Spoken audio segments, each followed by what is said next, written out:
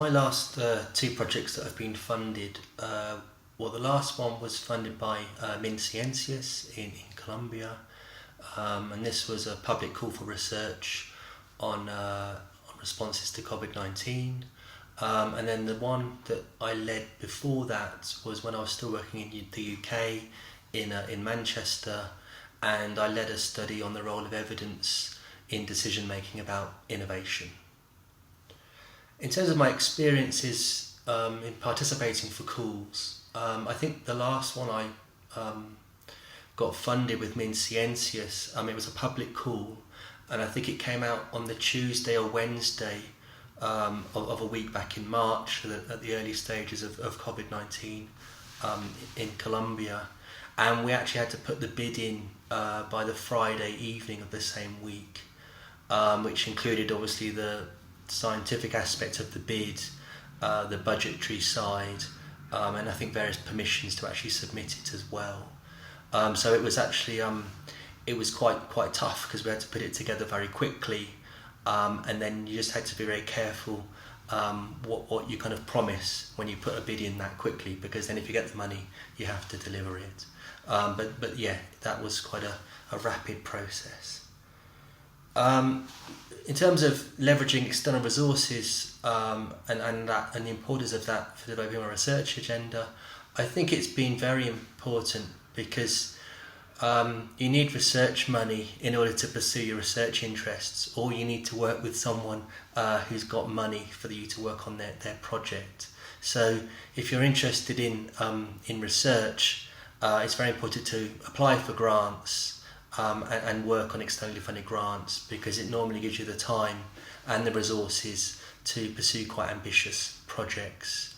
And I think added to that, I think it's important to develop research bids and work on grants in terms of your own research skills. So when I've been working on grants before, I think it's very good because it gets you to think through the whole process of research, right through from identifying a researchable and feasible research question, through to what kind of impact do you want to have through your research. So thinking about how to share your findings to have an impact on policy and practice. So I think having to work through that whole process is very valuable for your research skills.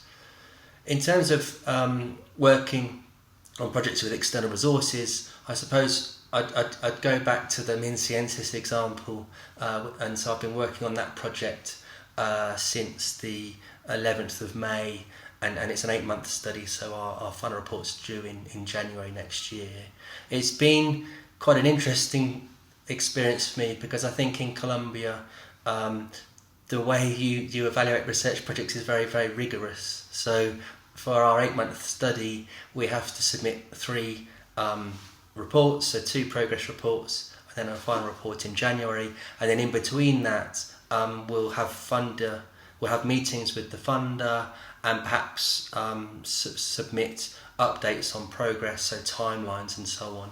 So almost I think every month we'll have to submit one thing or another, often at quite short notice. So and then my experience in the UK has been the other projects I led, we'd submit 1 update report per year, but we would also have meetings with the funder as well.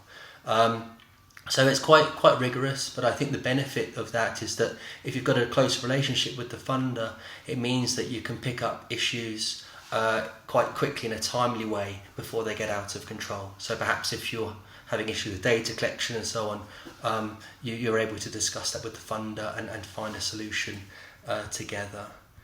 I think finally, in terms of recommendations to others in terms of getting resources, I think they kind of come into 2 main categories for me. So one is about building up relationships around the area of research that you're interested in. So if you've already built a collaborator network, so of other academics, but also potential users of your research, before the call for proposals comes out, you're then well prepared to apply in the often quite short period of time you're given. And then the second area I think I would focus on is then the communication of the proposal itself. So when you're putting together your written bid for funding, It's very important to, obviously it's a